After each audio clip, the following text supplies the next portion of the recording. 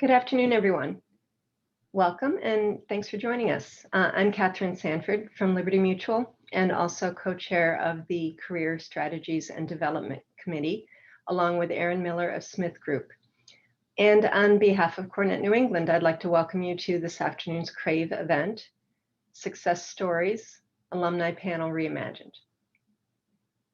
We'll begin with a few announcements.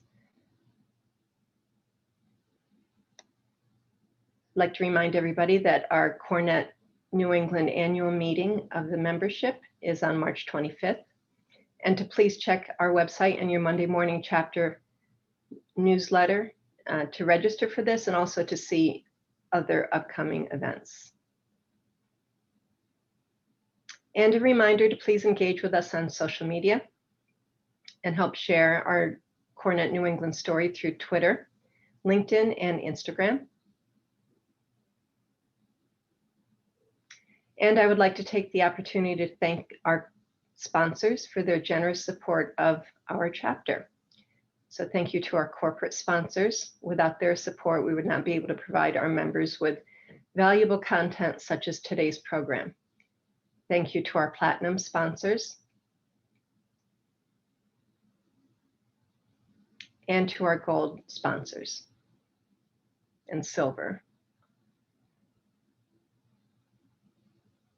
So before we dive into the presentation today, please note that you can submit your questions. We'll be taking those at the end through the Q&A box in Zoom.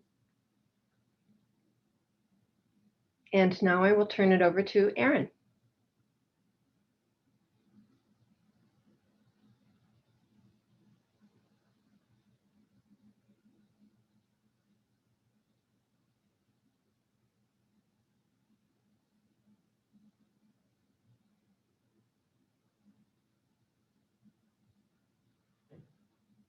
So Erin, it sounds like Erin might be having some technical difficulties. So I will fill in. That happens on live TV, so to speak. We did want to mention two things from our Career Strategies and Development chapter. One is that we have introduced Coaches Corner, and these are volunteers from our committee who are available to assist with any career discussions you might want to have, advice. Please reach out to either Erin or myself. We're happy to support our membership in this way and pair you up with someone who might be able to assist you with any career questions, again, or any strategies you'd like to discuss. And secondly, a reminder that we often get our program topics through you. So if you have any suggestions of content that you'd like to see, please again reach out to Erin or myself. And now I'd like to introduce our moderator, Mary Carlson.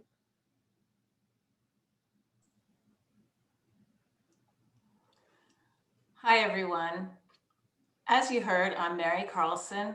I'm the Office Facilities Director for Weston & Sampson, where we offer interdisciplinary design, engineering, and environmental services that make the world a better place.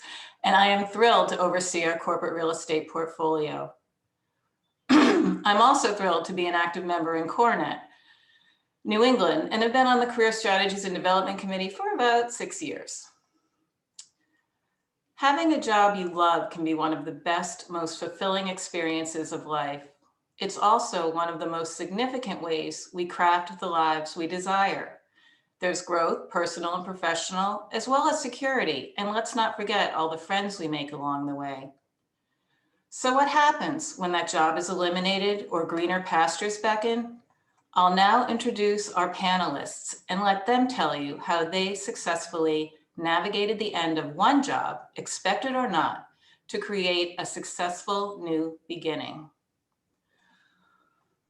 Megan Charbonneau works in business development at Gilbane Building Company in Boston. Anna Marie Coyne is the Director of Business Development at Bowden Construction Corp. In Needham. Andrew Feidelman is the Vice President is a vice president of project management and development services at JLL in Boston. And joining us from San Francisco is Carrie Pope, who's the senior manager of global real estate and development at Apple. Now the panelists will briefly tell you why they are on the panel today. Let's start with you, Megan. Thank you so much, Mary, and I feel very honored to have been invited to join this panel, so thanks for having me. I believe I've been asked to join. I think my journey has been a little unique in that I started at Gilbane a little over a year ago at 7 months pregnant. And then as soon as COVID hit, I had a baby. So my son's going to be 1 year old in about 2 weeks. So it gives you a little bit of context. It's been an interesting start, but a positive one, all things considering. And then prior to joining Gilbane, I actually worked on the OPM side of the industry for about 6 years, and then the furniture manufacturing side for almost 3 years. So the perspectives of sort of jumping into different roles within our industry is something that I think I bring to the table. Thanks. Thanks, Megan. How about you, Anna Marie? Hi, everybody, and thank you, Cornette, for having me as well. I'm thrilled to be included with the panelists here.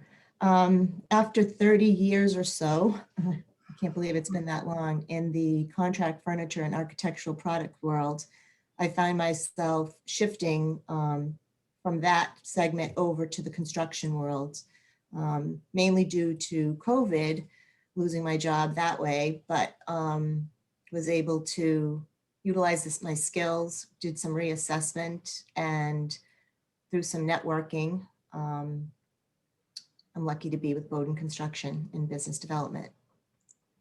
Thanks, Anna Marie. Andrew? Thank you, Mary, and thank you everyone for letting me crash this amazing women in real estate panel. So kind of my journey, as I think some folks are aware, but what's kind of interesting and for a theme, actually, before I get into that, I am co-chair of Cornette's membership committee. So I would be remiss if I didn't say, if anyone hasn't renewed their membership or wants to better understand the value of Cornette, I am here. So feel free to ping me separately or anyone on my committee. I'm sure you're being reached out by them as we speak. So So with that, kind of my journey, and I'm going to try and be brief, but it's very tough for me, as folks know. Networking to me is, and especially, this committee is awesome, and it's starting at talent in transition, and there's a lot of folks out there who are in transition and kind of pivoting to career strategies and development. I think it's fantastic. So any panel I can be involved with you guys is great. But how I my background is in technology, actually, believe it or not. And I spent 10 years in that world. And through a networking event, I met the president of Fox, who was a project management OPM firm. And that's how I kind of came into this world. And really from there, it's been kind of a whirlwind past couple of years with acquisitions. Fox was acquired by a company, BRG, who was based in Texas, who really did everything that we did, but was big in workplace technology. And I was a year into that acquisition when JLL acquired BRG. So I went from the 100-person firm to the 500-person firm to the 100,000-person firm. So, I think I've got a lot of perspective there, and I think there'll be some questions later. And then, as part of that, the division that I was part of got restructured. So I actually left JLL, and then I think kind of the word of the year is pivot, right? And this is a couple of years ago now, but I pivoted to the local team at JLL. So I came back. Happy to discuss about that more, but that's kind of my story, and I think some of the perspective that I bring to the table. Thanks, Andrew. Carrie, why don't you tell us why you're here today? Other than that, you were invited. Yeah, well, I was actually invited by my previous manager, who was kind enough to do so, even though I unfortunately left her.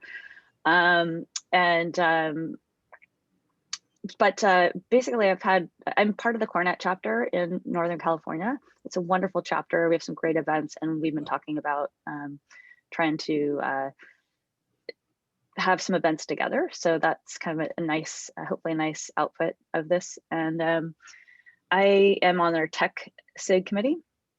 So I've had a couple different, the reason why I'm on this panel is she invited me, and I had a transition right during COVID. So I'll be talking about that. I started my new job in April of last year. And then secondly, I had a transition prior to that, which was transitioning from a service provider to being an end user. So I'll talk a little bit more about that later as well. Great, thanks everyone. I'm now going to ask our panelists some questions that will help you understand what their journeys looked like. Once again, Megan, I'm going to start with you. I'm basically going in alphabetical order. You know, it takes a lot of courage to leave your job halfway through your pregnancy. Can you tell us what concerns you had? Sure. So I guess I'll start with, you know, Gilbane hired me at 7 months pregnant. So I think that was pretty comforting in itself. It really, I think, made an impact on my transition. However, I'm not sure that being pregnant really caused much of any concern for me, to be honest. I had a 1.5-year-old already who was at home, and, you know, by home, I mean daycare, because my career is important to me. And I, you know, found that out with her. So sort of knowing that I had that balance and it was okay and I could do both really made me feel comfortable. I think the concerns really lied in the idea of switching industries, really, you know, from furniture to construction. Now, it wasn't my first time switching industries. I worked, like I had mentioned earlier, I worked on the OPM side at one point, but I realized that I was really interested in gaining more perspective as a BD person of the different disciplines that it takes to run a project. So that was exciting. It was like exciting nerves, knowing that I could take what I knew from these other disciplines and bring them over to construction. And then, you know, with those nerves, again, the comfort that Gilbane provided me with was the investment that they make in their employees. So I knew coming into construction, while I didn't really know much, that they had hundreds of hours of resources set up to educate me on the areas that I needed educating in. For example, I knew that I was going to have to take a 4-hour estimating class. I don't know what other BD person gets presented with those opportunities. So I knew that, you know, I was getting set up for success coming over here. So with all the concerns I had, there was a solution. So it really made the transition easy, despite, you know, being hit with a pandemic 3 months later and a baby at the same time. Yeah, that's amazing. I really think you landed in a great place.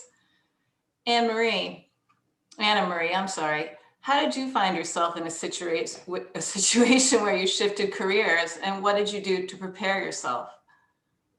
Yes, like so many, I was a victim of COVID, working in the contract furniture and interiors world for a division of Knoll with a company called Dateswiser. You know, there's a lot of uncertainty of what's happening in the furniture and in the interiors world, at least immediately after COVID hit. It seems to be getting a little clearer now. But, you know, I did some soul searching and really did an inventory of my skills. During COVID, I tried to spend my time doing things that brought me some joy. And I went back to my cooking roots and even had a Facebook cooking show. It was quite funny, but also connected with a lot of people that way and really explored leaving the industry. But, you know, I did a lot of networking as well. And it just occurred to me that I really didn't want to give up my network of colleagues and friends that I'd made over 30 years. So, you know, through the power of LinkedIn, I was able to get a referral over to Bowden Construction, where I find myself today. I'm really excited to be in business development. I think it's a great segue coming from the sales world and, you know, making lots of new colleagues, new friends, and leveraging my existing network as well. So far, so good. I know, I would love to see some of those cooking shows. They're amazing. They're amazing. Yes, they are. One thing I have to say is that Bowdoin has really embraced that, and they've allowed me to use that platform to engage with, some fun events where I can bring the cooking and the baking to friends and my colleagues. So I'm looking for new ways. So, keep your ears and eyes open. Oh, absolutely. I'm actually going to jump over to Carrie now. Sorry, Andrew. All good. How did previous jobs enable you to transition during COVID? I mean, I think it's very brave. Oh, thank you. I had an interesting experience with my last job, and I think that really helped me for my new job. I'm still calling it my new job because there's so much to learn. But I worked for BlackRock before, and it was really interesting because all of the interviews I did were over Zoom. And so BlackRock is in New York, as a lot of you probably know, and I'm in San Francisco. And so it was just completely different for me to do that. And then when I did interviews, I asked if I could actually go, if it would be possible to go into the office that I would potentially be working in. So that was helpful to actually meet a few people. And then when I got hired, I'd never met my manager until my first day. And most of the people that I worked with were in New York. So, even though I worked in the San Francisco office and I worked with some of those people, it was interesting because my role was pretty virtual as it was. But I did have the benefit of having people around me and people to support me. So, and then the other thing that I thought was different is every time you would pick up the phone, you would see people on video. So we used, I think it was Cisco telepresence or something like that. I forget what it was, but so it's just, the company had already taken a step forward technology wise. And so it just made it a lot easier. I think people are obviously getting used to WebEx and Zoom, name your platform now, but that was a huge help to me. And I think it was interesting because my manager is still concerned that I'm, not assimilating into the culture. She's worried about me not, being physically in the office. And I'm thinking it's actually, it'd be nice to be in the office and to meet people, but it's not that much different than before. So I was really lucky. Yeah, it sounds it. I'm happy for you. Andrew, tell us what it's like navigating through larger organizations and through acquisitions. Do you have advice for others? Sure. Bring a big paddle. No, I think, I think you just have to be, very, kind of open-minded, and, everybody gets, there's the change management piece of even internally. And I think you've just got to, kind of stay positive. But, unfortunately, and it was different going from Fox to BRG. That was a different size. But, kind of going into the big behemoth, if you will, 100,000 person firm, a lot does fall on you as the person. Achieving ambitions is our company tagline, but sometimes there's a lot of, we've got great people and great resources, but a lot of times you have to find it. So I'd say anybody who's at a big company, you really, you want to connect with as many people as you can and as many different groups. And that's really, what I did that allowed me to kind of pivot when one group was being, restructured to connect with the local team and transition there. But it's, I think it's another organization, I think, that actually has an event coming together on this, but kind of networking within your organization. And I think that's, invaluable. And if there's, like Megan was saying, there's different skill sets that, you want to use or learn. I think any way that you can enhance that, I tell people, and I feel for what Anna Marie was saying, there's a lot of folks in the furniture world who've been hurt pretty hard during this, and some folks who've got a lot of great experience, 20 plus years, and it's how do you pivot, and I try and help any way I can in connecting folks. And we currently, my JLL project management team has 3 openings, and a lot of folks are applying to that, but it's really tough to take that exact skill set. So I tell folks, if you're interested in that, whether it's trying to get your PMP or just learning some different skills. First of all, see whether you even like it or if you've done it, but find the ways to pivot. And sometimes, you know, where you're at a company, you can get that kind of for free. So if you ever find yourself in a different position or you're curious about a different part of an organization, you know, you can kind of explore that. So hopefully that answered your question. Thanks, Andrew. Megan, what enticed you to switch disciplines within the industry? Sure. So I kind of always thought I might end up on the construction side of the business. I'm not really sure why. I just gravitated towards the people, I guess, in my network. So that's huge. I think, you know, a company's only as good as its people. And, you know, from a culture standpoint, you want to build those synergies in-house. So I thought that it would be a good fit for me. And frankly, Gilbane alone, just I knew being a family-owned business, but also 150 years old and a massive company, you know, had a little bit of that small business feel while also having the processes in place that the large organizations have. And they had an opening. So it was sort of a timing thing. There's not many BD openings in the construction world. And you know, I wouldn't just work anywhere. So knowing that that was sort of, they had good values and whatnot in place, it was very attractive to me. So, I felt it was time to move on and learn and sort of head back to that service provider side, which I found I preferred over the manufacturing side. So, because I love people, BD, right? That already. Yeah, right. So it was really just a timing thing for me. And, you know, I'm very grateful and, like I said earlier, lucky to be with a company that is actually, you know, teaching me sort of the ways of construction, which is not easy. So for anyone in construction, kudos. Have you finished your estimating course? No, I haven't even started it. So I've, you know, completed a lot of other courses, but that one I'm procrastinating on. Not much of a numbers person. Yeah, I imagine it would be a little challenging. Anne-Marie, what similarities are there between sales and business development? And how did you think you could do this job? Well, you know, it's all about relationships. You know, relationship building is really the basis of a lot of what we do.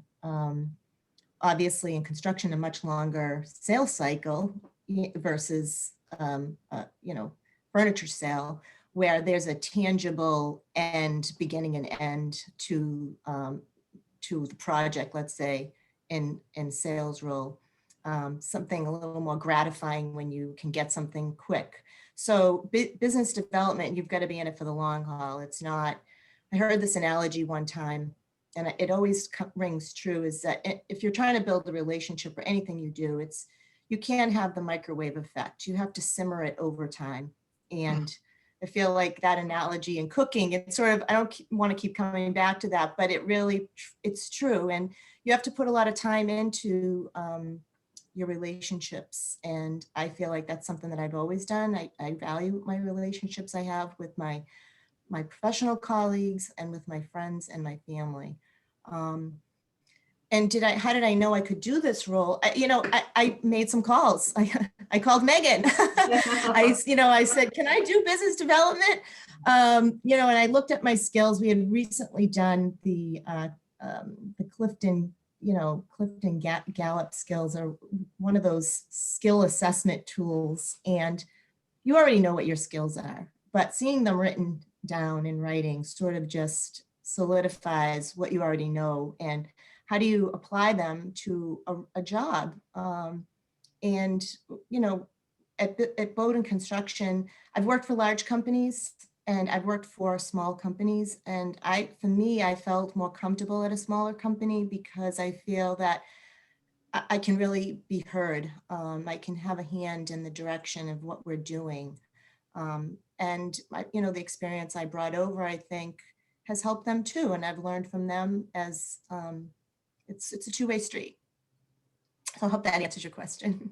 It sounds like you landed in a good place too. Thank you. Carrie, this interests me greatly. How did you transition from an award-winning service provider to an end user? It was a very tough, long road. And I think the thing that the thing that I lacked that made it harder was self-confidence. I worked for a broker.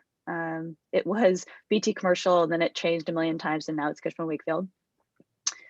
And essentially, it was a local firm and wonderful place to work. I loved my job, loved the people that I work with, but I had this. I was working in basically the South Bay, Silicon Valley, and I really wanted to do more international work. Just wanted to broaden my horizons. And so that was sort of my main drive for changing jobs. But I just felt like I didn't know how to transition. And even though I did transactions, and that's sort of been the mainstay of my career, my real estate career, I didn't know how to translate that for an end user. But it turns out it's all the same. And I'm finding that it's okay as I get older, it's okay to not know something. And it's okay to learn, and it's okay to also spin what you do know. So what helped me, I also took a break. I went and traveled internationally, which was wonderful. So I had some time off, which made it a little bit harder to find this job. But I heard a resume writer, and what was interesting is she knew nothing about real estate.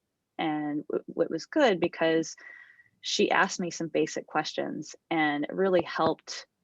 She helped give me the confidence that I needed, and helped me realize that I did actually have a lot of experience, and I would be able to do the job. So I think that was a huge help for me. And another thing that I did was I made it a job basically. So I didn't have a job at the time, and it was my job to meet with someone once a week, meet with someone I knew or I didn't know. And anytime I met with someone I knew, I would ask them, who else do you know that I could talk to? So I learned as much as I could about being on the end user side before getting into the job. So I knew what to prepare for.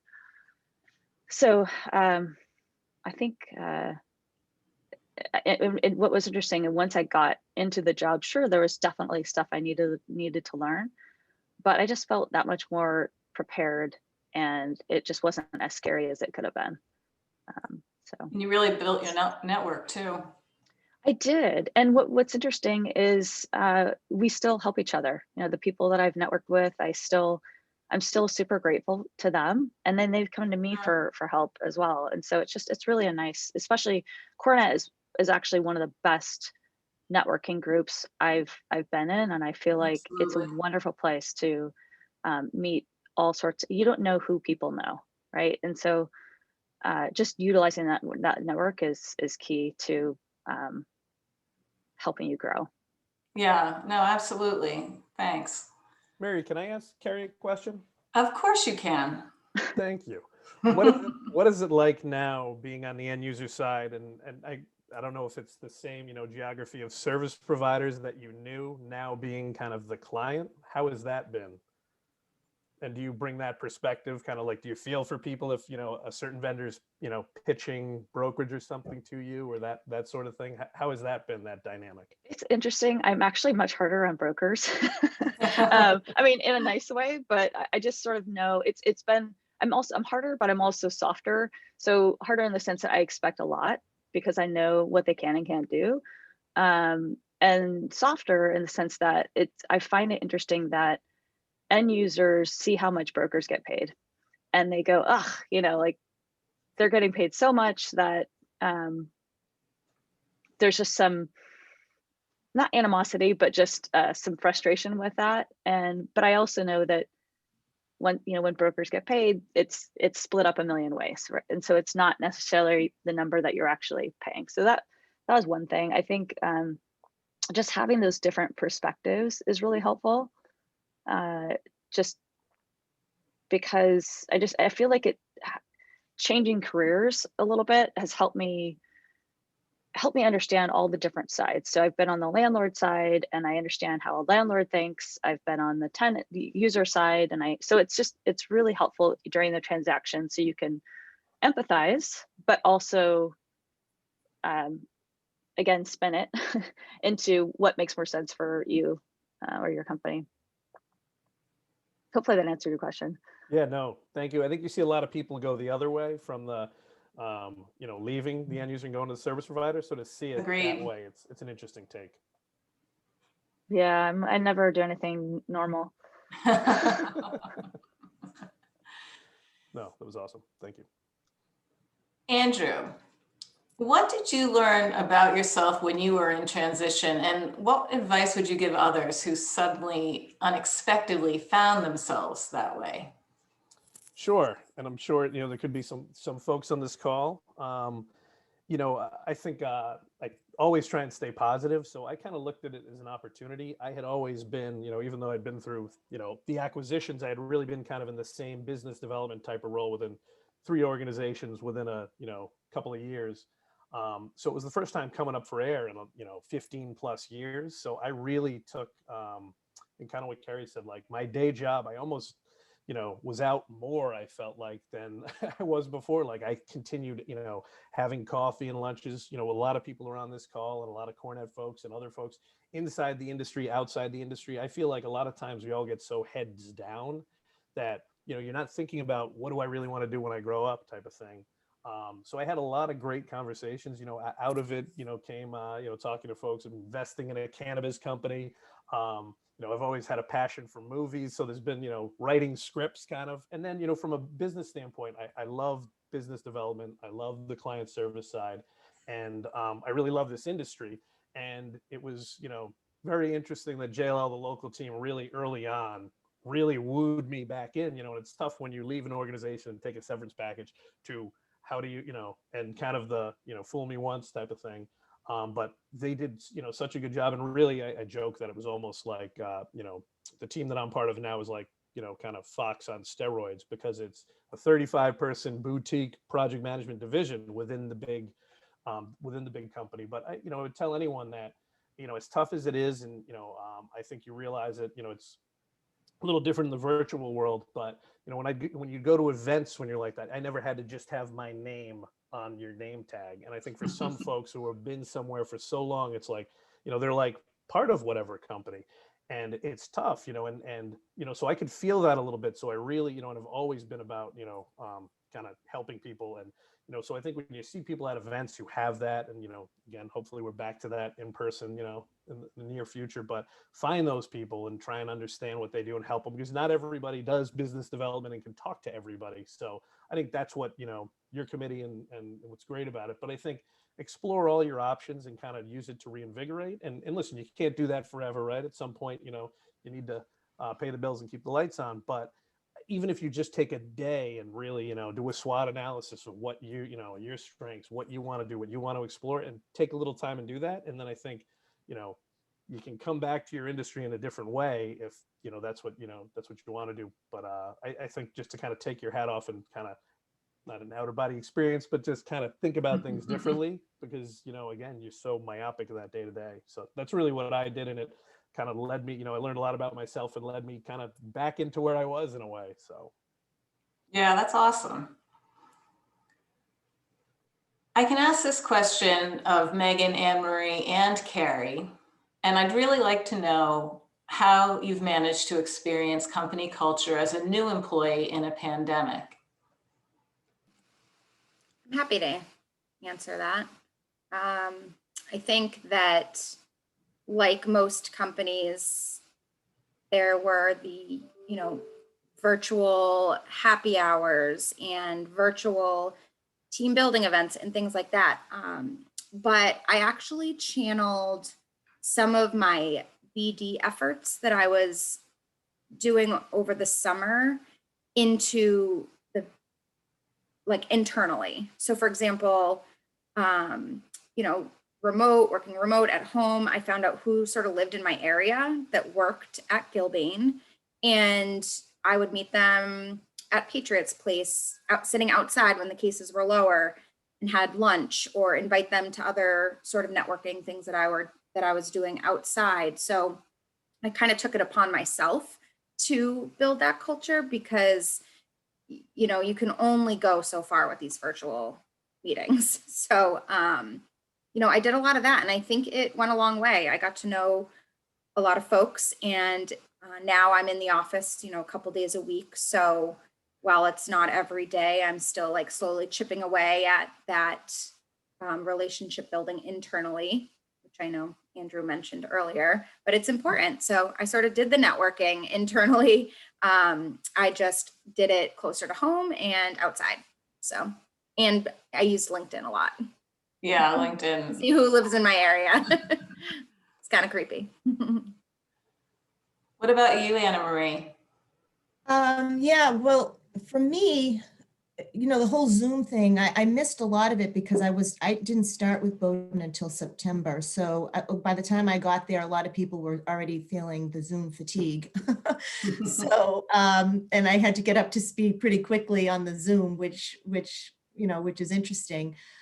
We have a smaller, you know, organization. So by the time I got there, they had already been back to the office working sort of a hybrid. So I was able to meet most of the players, the team players, maybe not all the same day or not the same department, but you know, putting myself out there, introducing myself, learning what they do, you know, doing my internal networking that way, trying to, you know, start relationships with them. But it is definitely an interesting time to be starting a new job during a pandemic.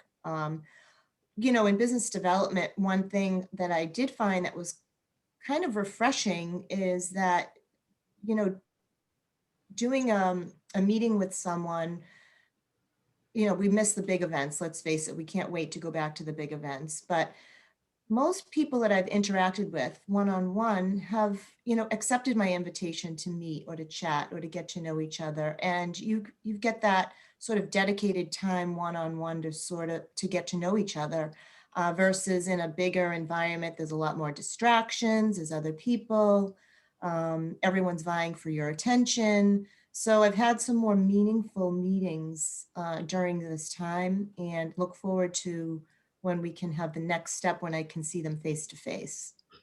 Agreed. Carrie, what about you? I guess my thoughts on that are, when I started, so I interviewed in March, I was able to go into the office, and that was the last time I was in the office. So it's really strange to be handling our real estate without having set foot in really any of the offices. What I did, and I guess again, I feel like I was fortunate because everyone was going through this at the same time. So you know, no one had Zoom fatigue yet. So I would plan, and I did this at BlackRock as well, but just plan meeting all the people that I felt that I should know, and just talking with them beforehand, and it really helped just to develop that relationship, because just to get to know them on a more personal level. But we're really on lockdown in California. I don't know if it's different elsewhere, but we can't necessarily, it's kind of frowned upon to get together in person. And so I think that's been challenging. I think I've done it for maybe once to tour buildings, but we drove around in different cars, and it's just not the same. So I've been learning the culture just by how people work. And we have coffee catch-ups every once in a while with our team, which is nice. But no, I don't know what the dress code is. I mean, I'm assuming it's casual, but just things like that I don't know how to commute to work yet. So all of this, although there's a lot of unknowns, but I'm sure I'll get used to it quickly once we're back to normal. When do you think the new normal will begin in San Francisco? Do you have any idea? I know that we used to have an office at my former company, and yeah, they're not working in the office downtown financial district. Yeah, it's weird if anyone's been to downtown San Francisco recently. I mean, it's all boarded up, just like a lot of downtowns, and there's hardly anyone walking around, which is really bizarre the way it compared to the way it was before. I don't know. Everyone, talks about it, and my guess is sometime in the summer or fall, but it's hard to say. Things are starting to open up. We can actually have dinner in a restaurant, which is nice. That just started, and there's of course a low occupancy for that. And some museums are open, and so it's starting to come back a little bit, but it's very it's still not the best place to be right now. Yeah. I haven't been in Boston myself recently, but I understand it's pretty deserted too. Yeah, it's so strange Yeah. and sad. It's just really sad for all the businesses. Yeah. Do any of you others have any idea about when your offices will return, or what your offices will look like, or how different they'll be when we return? At Weston and Sampson, we're calling it the future workplace as opposed to returning to the office. We're trying to work through that. We don't know quite what it'll be like, but we're working in that direction. Our office is actually never closed, just because we had active construction projects going on. We followed the guidelines of capacity and continue to do that, but there aren't really any, we're taking all the precautions, and it feels like a very safe environment to go to, just because most of our folks are actually on site, but we haven't really applied we're not really going through what a lot of the other folks are going through, mostly sort of the end user groups. Yeah. What about you, Andrew? I was going to say the same thing as Megan. I think we were shut down I think we had a facilities crew there. I can think during the height, but where we follow all the guidelines and have been back, and I think it's up to 50%. I myself, similar to Megan, my wife and I had a baby back in July, so we were ultra kind of quarantined throughout everything. But I've been back actually like a couple days a week the past couple of weeks, and we follow every safety protocol and occupancy, and it's been good, but it's just so different. And it's funny when you walk around downtown and you just see sandwich places that there would be a line of 100 people to get in. It's like being either boarded up or nobody in there. So I think we're all itching, hopefully vaccine wise, but for us, and I think my little virtual picture here is of our building. One of the biggest projects we're working on is our whole building renovation. So that's actually allowed our team and the crew to really pick up speed on doing that. So that's been good. And we're actually going to be, our office is going to be moving towards the end of the year. And that's something everybody asks, like, how did that affect, what changes are you making? And, to be honest, we're not making that many. There's the kind of, I think, flexibility being the key. If for something like this was to ever happen, or some open areas, just changing the layouts, and it's kind of some of the sizes of the conference rooms, but really you want kind of that complete, flexibility and, PPE and safety wise. But yeah, we haven't made, that many changes, and, knock on wood, hopefully as we get through this, and I think even like Cornet kind of returning more in the fall to in-person stuff, hopefully we're, back to some sense of normalcy before that. So. Yeah, we'll see. Yeah, we're very much in a similar situation, following the local guidelines. Construction, I think, has been back to work pretty quickly once they figured out what the guidelines were to be in the office. We have active job sites, but we work a hybrid model, and we sort of plan our work as a team when we want to be there together in smaller groups, and that seems to be effective. But I think that'll be sort of the norm, that you'll have the flexibility of a hybrid model as long as the work is getting done. So that's how I foresee the near future, at least. Great, thank you. We have one question, and if anybody has any questions, please send them in, because we do have a little time. The question here is, what skill sets would you suggest expanding to position for the most career flexibility? And that could go to any of you. So why don't you all take a stab at it?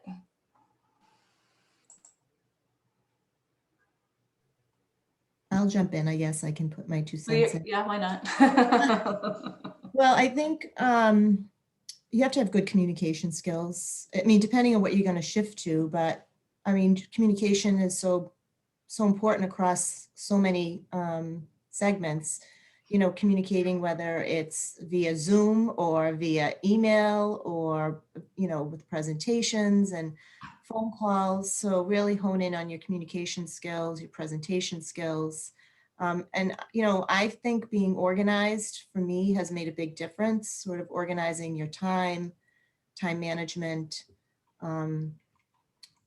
You know, the list can go on, but and being persistent, I think, is also important. Advocating for yourself, in doing so, you really, to, you know, Andrew's point, you're sort of networking inside your organization. So learning how to do that, we're selling yourself all the time. That's really what it comes down to. You know, you're looking for a new job, or you're, you know, inside your organization. So really pay attention to those skills and fine tune them.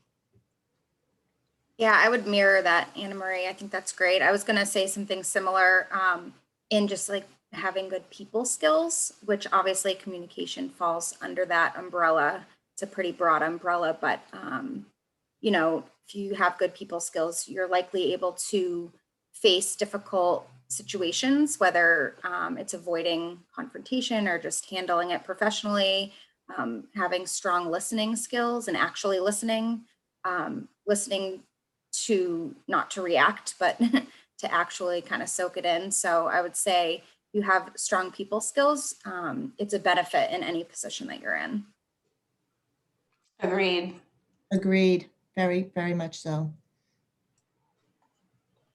Do you have any thoughts on this, Carrie? Yeah, I was thinking about, I think it's really important to always get to know your cross-functional disciplines, and not just from at a cursory level, but really try to understand what they do. And I think that because it'll help, first of all, it'll help you do your job better. But secondly, you'll better understand what they do, and maybe you end up liking what they do, and it'll help you pivot and position yourself for the next transition. And not just cross-functional disciplines, but I don't mean just internal, but I also mean your external partners as well.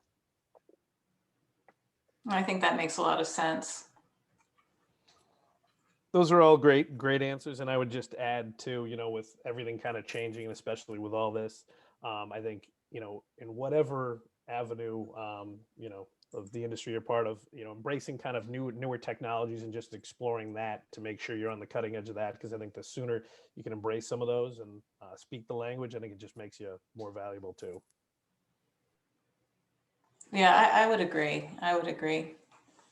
And Cornet helps us all with our interpersonal skills and our ability to connect with others. And I can't tell you how thankful I am that I discovered Cornet 9 years ago. So, and I know Anna Marie is looking to join a committee.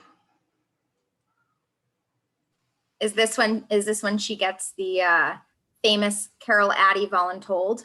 Oh no, I don't know this language. I'm not in a position to volunteer anyone anything, but No pressure, Anne Marie. I guess so, right? This is what happens when you open your mouth, right? You get put on a committee pretty quickly, which is always a good thing. So Membership's always looking. And I Yes. do see Carol, by the way, on here. So Carol. Hi, Carol. Hi, Carol. I joined our committee a couple years ago, and it gives you an inside look as to what people do. And I have to say, I've met so many more people on a deeper level. So I do recommend being on one if you have the time. What committee did you say you were on? The Tech SIG. So I know nothing about, not that I know nothing about technology, but I joined it because I'm interested in technology and I have more of a business perspective as far as how technology could help an end user. So What does try the to put the committee business. do exactly? We basically put on events and just new up and coming technology, just anything involved in real estate technology, essentially. Who, like, people present, like, who would your presenters be? They could be from different software firms. It could be, typically it's that along with an end user and how it's applied. It's really interesting.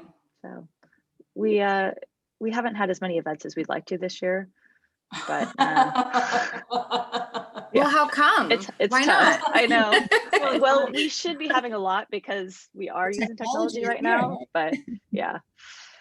Well, maybe the Boston chapter will have to get together with your chapter and do a technology event. There you go. Yeah. I mean, I think that would be really interesting. Maybe a technology Great idea. 101. There you go. Just to mirror Andrew's advice might be good for all of us, right? Right. Hey, listen, I agree. Yeah. Nice. So we can all learn something new. Yeah, definitely. Let me see, do we have any more questions? No, we don't. Does anyone have anything else they'd like to tell our guests about their transition or how to make the very best transition possible? Andrew, you do. I've done too much talking already. No, I think, I think, like I said, if you're, find yourself in that position, know you're not alone. You've, work your network. I think, like everybody said, LinkedIn is huge.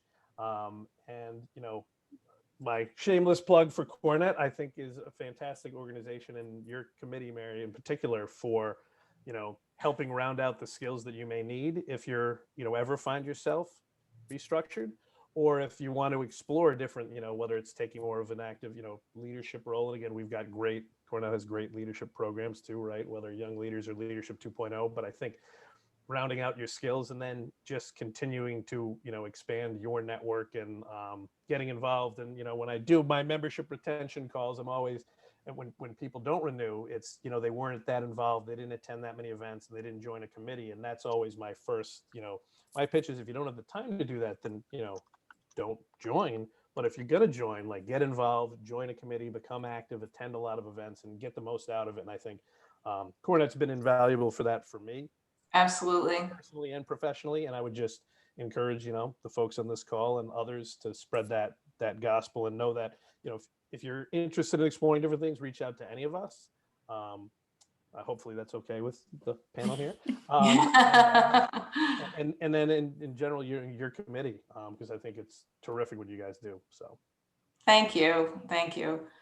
I do have one question here, and it is, are there any thoughts about being a female in this industry? And I'm thinking especially because it's, Women's Month, but how has being a female in the industry impacted you?